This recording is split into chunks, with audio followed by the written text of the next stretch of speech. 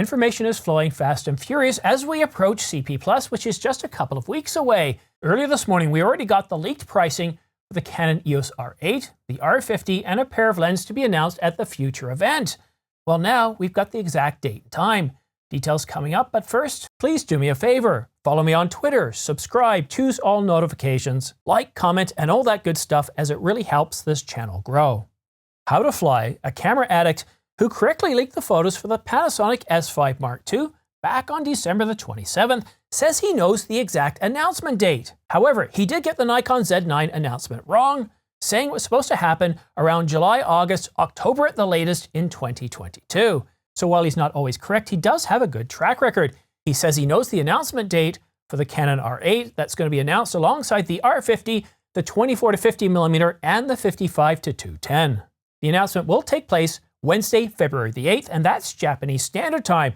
For those of you in North America, that's around 10 a.m. Eastern Standard Time, and Europe, you're looking about 5 to 7 hours above that, so you're looking at somewhere around 3 to 5 p.m., depending on where you are in Europe. And if you look closely here, what's missing is the exact time, but what I'm assuming here is that it's midnight. We see this quite often with Japanese camera companies when they announce gear.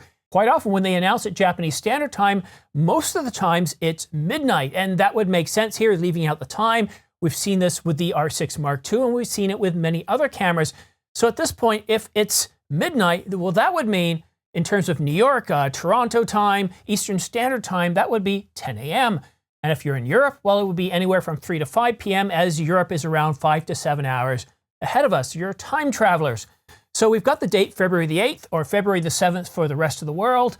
Here in North America, that's 10 a.m. And once we've got confirmation that this is the exact date and time, that it's going to be February the 8th Japanese Standard Time at midnight, or it's going to be 10 a.m. Eastern Standard Time, what I'm going to do is I'm going to book a live stream, and we're going to do the exact same thing we did with the Canon EOS R6 Mark II, and I'm going to have a live stream. We're going to start covering the camera announcement 1 hour before the announcement's due to take place. We're going to talk about all the rumors, what we think this camera is going to do, and then I'm going to cover the announcement live. And then right after the announcement, we're going to do, well, a post-game analysis.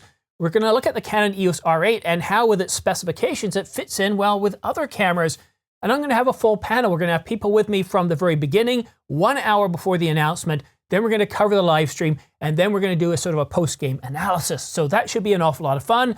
And I'll let you know as soon as that announcement goes out, and I'm going to post it on Twitter as well as on YouTube. Sadly, we don't know the full leak specifications for any of these cameras or even the lens embodiments at this point. However, I want to recommend, because things are moving fast and furious, and if you don't want to miss any of the information, if you want to stay up to date on the latest information, the news and rumors regarding the Canon EOS R8, I highly recommend subscribing and choosing all notifications. And the key thing is choosing all notifications, because as soon as I publish another video, and this is the second one today, you'll get notified by YouTube, and then that way you can have the latest information. But now I want to draw your attention to some leaked specifications that one of my long-term viewers has for the Canon EOS R8. John's guess is that it's going to have a 24 megapixel sensor, and that's in line with some other cameras. But John also thinks it's going to get Canon Log 1, but not Canon Log 3. It's going to be able to shoot at 15 frames per second, same as the R10 and the R7, and 30 frames per second electronic, which is the same as the Canon EOS R7. And video-wise, well, it's supposed to be able to shoot 4K, 24, 25, and 30 frames per second, according to John,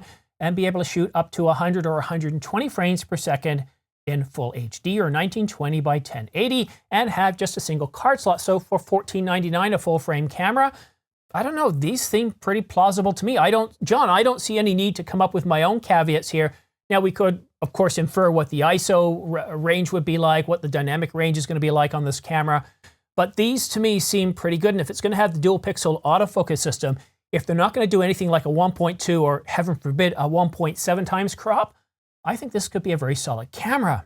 But what's missing from what John's saying here, at 24 megapixels, this should be able to give us 6K over sample 4K, and I'm willing to bet that Canon's going to do that full sensor readout, because Canon stopped mucking around with that 1.7 times, 1.6 times, 1.1, 1.2 times crop, and has been giving us, even in the $979 Canon EOS R10, which is on sale for $100 right now, they've given us 6K over sample 4K. It's 8-bit, but still, that's pretty impressive. So let me know what you think about John's specifications for the Canon EOS R8. Since we don't have any leaked specifications, I think they're pretty bang on in terms of what we will see.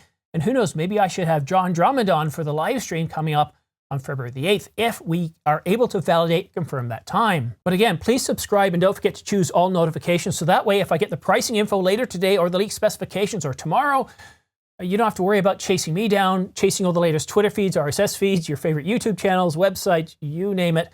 By subscribing and choosing all notifications, as soon as I publish a new video like this one here, you'll get notified. Also, follow me on Twitter because for those stories like the 24 to 50 I talked about last night, I didn't do a separate video for that because I didn't think there was enough information, but I did post it on Twitter. So really good news coming up. And if you're interested in purchasing any of the gear mentioned here today, such as the Canon EOS R10, or if you're interested in pre-ordering the Canon EOS R8, R50, or the lenses, I've already got the links down below. Now, they're not going to activate right now, but as soon as the pre-order is available, these links will go live to B&H. They'll be activated. They'll be ready to go, so you don't have to go searching for your links. Whew. Wow, February, things are getting exciting. We've got a couple of weeks to CP+. I'm really excited by this, so yeah, it's going to wake me up. Even though I probably only had 2 or 3 hours sleep last night, I'm pretty excited. Anyhow, let me know what you think about the anticipated specifications for the Canon EOS R8. Nobody's talking about the R50 and what it's going to be able to do at $679 or $659. I can't remember the exact price. I think it's $679. That's $200 less currently than the Canon EOS R10.